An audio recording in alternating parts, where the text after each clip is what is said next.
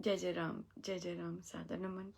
परम प्यार राम, परम पूज्य गुरुजन, परम दिव्य आत्माएं और आप सबके मंगल आशीष लिए परमेश्वर कारण कृपा करके अपने श्री चरणों में लेके आए हैं। उनका बारंबार धन्यवाद, अनंत बार धन्यवाद, अनंत बार धन्यवाद। हम यहाँ पर श्री अमृतवाणी व्याख्या जी के लिए आते हैं और प्रभु का, गुरुजनों का बारंबार धन्यवाद कि वे ऐसी कृपा बरसाते हैं, बहुत अनंत अनंत कृपा बरसाते हैं। आज हमारा 73rd दोहा है। 73rd दोहा। भक्ति भाव से भक्त सुजान, भजते राम कृपा का निधान। राम कृपा उस जन में आवे, जिसमें आप ही राम बसावे। बुद्धिमान श्रद्धालु भक्त प्रेम पूर्वक भक्ति भावना सहित कृपा के पुंज राम को भजते हैं। राम कृपा उस भक्त में अवतरित होती है जिस पर वे स्वयं कृपा बरसाता है। स्वयं कृपा बरसाते हैं, उसी पर अवतरित होती है, उसी पर कृपा बरसती है जिस पर राम कृपा बरसाते हैं। बुद्धिमान श्रद्धालु भक्त प्रेम पूर्वक भक्ति भावना सहित कृपा के पुंज राम को भजते हैं। जो बुद्धिमान है जो श्रद्धालु हैं, महाराज ने उनको बुद्धिमान कहा है कि वो बुद्धिमान हैं जो राम को भजते हैं। श्रद्धालु भक्त तीनों, बुद्धिमान श्रद्धालु भक्त इकट्ठे लिंक किया हुआ है प्रेम पूर्वक। भक्त एक बुद्धिमान भी होता है और श्रद्धालु भी होता है।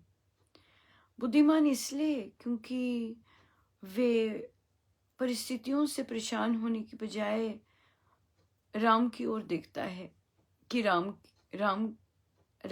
है सर्वाधार, राम है करण करावनहार। राम की तरफ देखता है, अपनी इच्छा नहीं करता। बुद्धिमान होता है, उसे पता है कि राम की इच्छा सर्वोपरि है। उसे पता है कि राम जो मेरे लिए कर सकते हैं वो मैं अपने लिए सोच भी नहीं सकता। इसलिए वो बुद्धिमान है, गलती नहीं करता अपनी मारने की, अपनी चलाने की। बार बार बोलते हैं नहीं, राम की इच्छा, राम ज्यादा अच्छा जानते हैं, राम मेरा भला मुझसे कहीं ज्यादा जानते हैं। सो राम इच्छा, अपनी इच्छा नहीं करता, राम इच्छा पे ही टिका रहता है। जितने मर्जी वेग आए, जितनी मर्जी परिस्थितियां डिफिकल्ट हो, कहते नहीं, राम इच्छा, जैसे राम की इच्छा। स्ट्रॉन्ग श्रद्धालु है, उसे पता है मेरे राम के प्रति पूर्ण श्रद्धा। उसे पता है कि मेरे राम ही सारे कार्य प्रेम पूर्वक करते हैं। उसे पता है, उसे पूर्ण श्रद्धा है अपने प्रभु पर, उसे पूर्ण श्रद्धा है अपने राम पर, पूर्ण विश्वास कि आप जो करते हैं, जो करेंगे, वो प्रेम के वशीभूत होके करते हैं। श्रद्धा भक्त जो राम के सिवाय किसी के आश्रित नहीं रहता। भक्त राम के सिवाय किसी पे आश्रित नहीं रहता। और परमेश्वर जब लीला रचते हैं,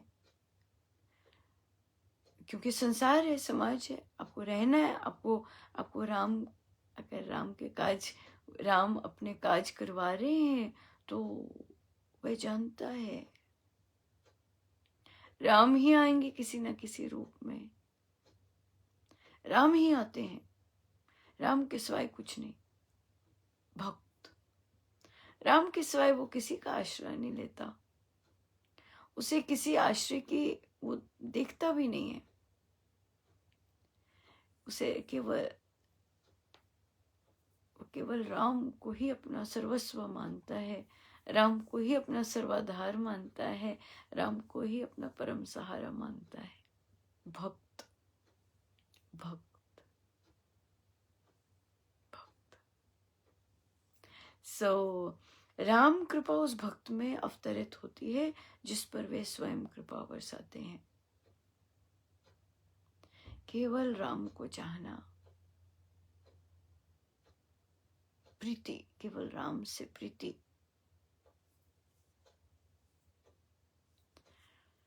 केवल राम से प्रीति।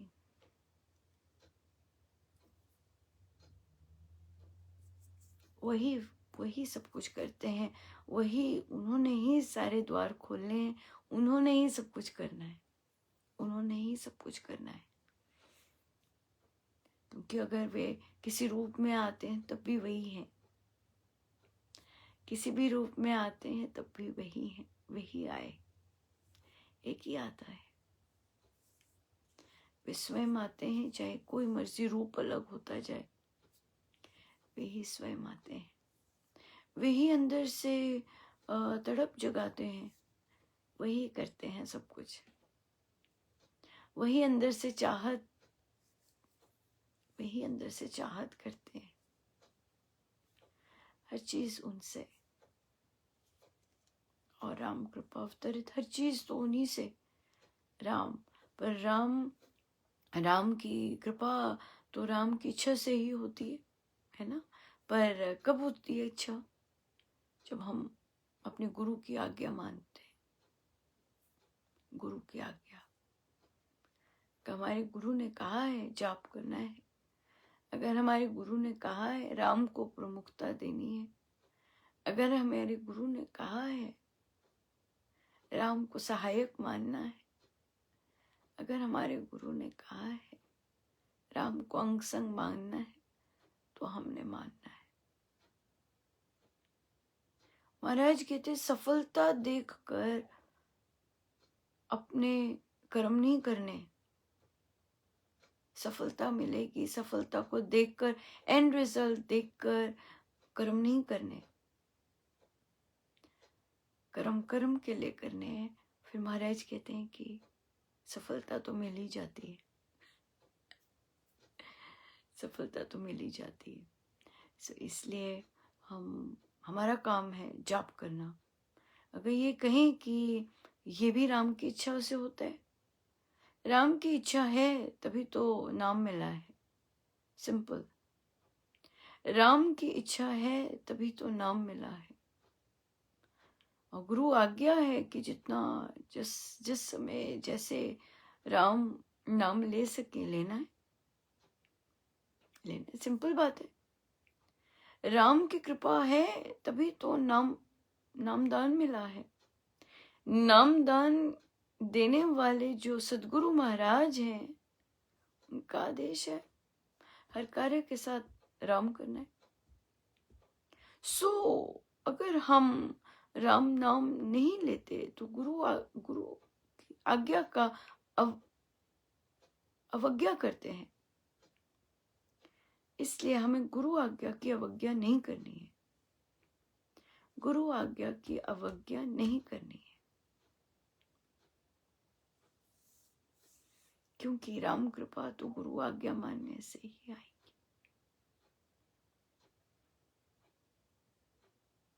गुरु आज्ञा मानने से ही आएगी।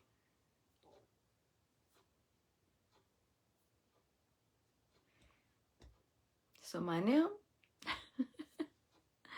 माने हम गुरु आज्ञा, पुश करें अपने आप को, लगाएं दम, गुरु आज्ञा मानने के लिए लगाएं दम।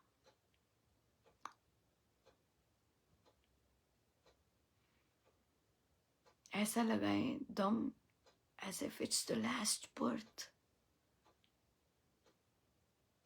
ऐसा लगाएं दम, खूब दम।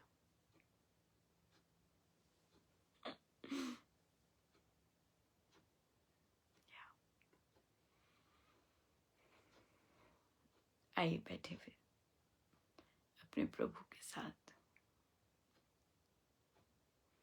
जो इतनी कृपा बरसाते हैं, इतने सुंदर चिंतन करवाते हैं, इतनी सुंदर बार बार अपनी ओर खींचते हैं, और एक दिन पूरी तरह ही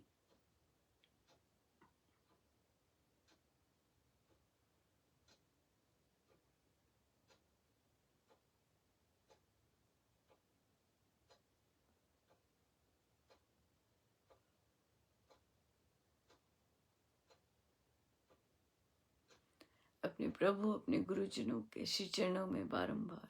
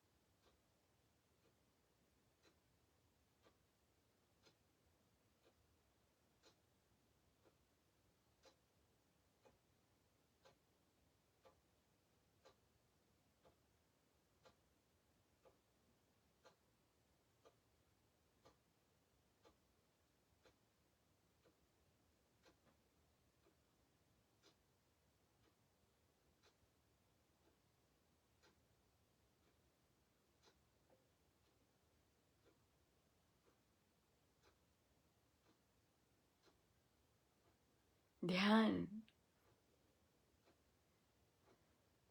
आनंद का समय,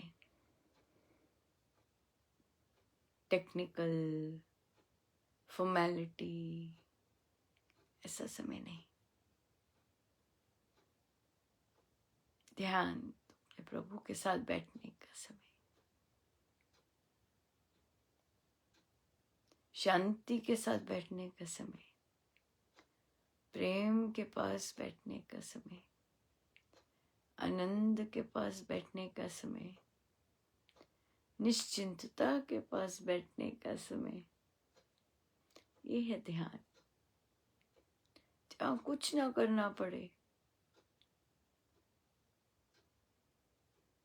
वो है ध्यान।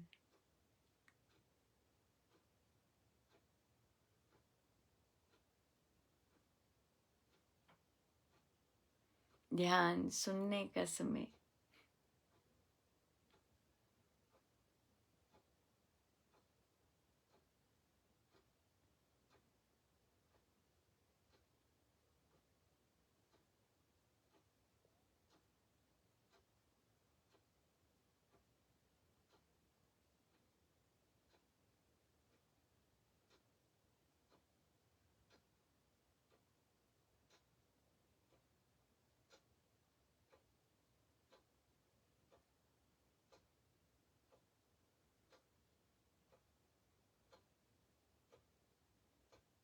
सब कंट्रोलिंग फैक्टर्स गिर देने का समय।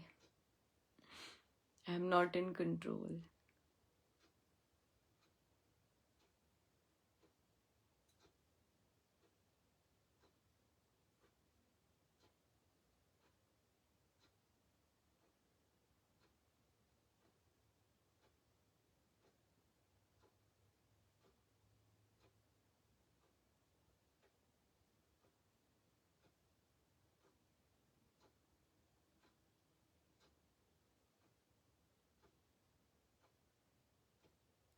एक ही चीज करनी है ध्यान में।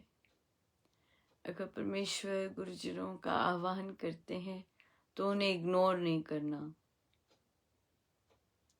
अगर वे आए हैं तो उन्हें फुल आओ भगत करनी है उनकी।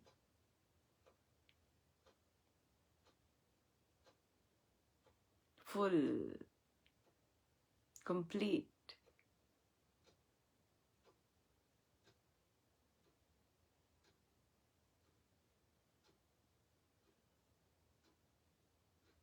हमने उन्हें बुलाया है, हमने प्रणाम किया है, आइए प्रभु बैठे। तो जब वे आते हैं, ये मानना होता है कि वे आए हैं, विश्वास करना होता है वे आते हैं। वे आए हैं तो उन्हें इग्नोर नहीं करना।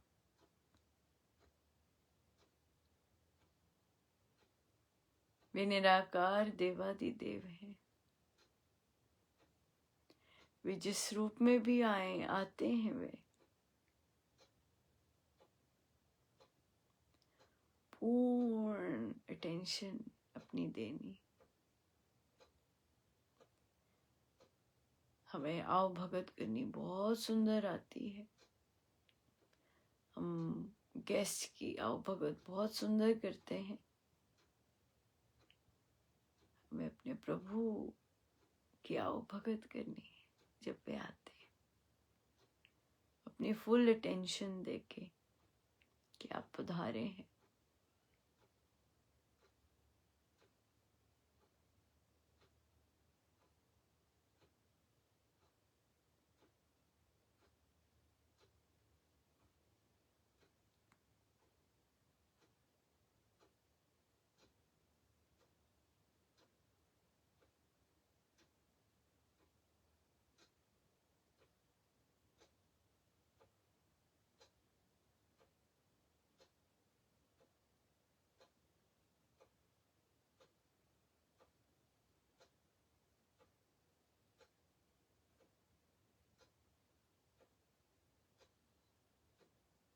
जितनी देर हो सके हम अपने प्रभु, अपने गुरुजनों के साथ बैठे रहे।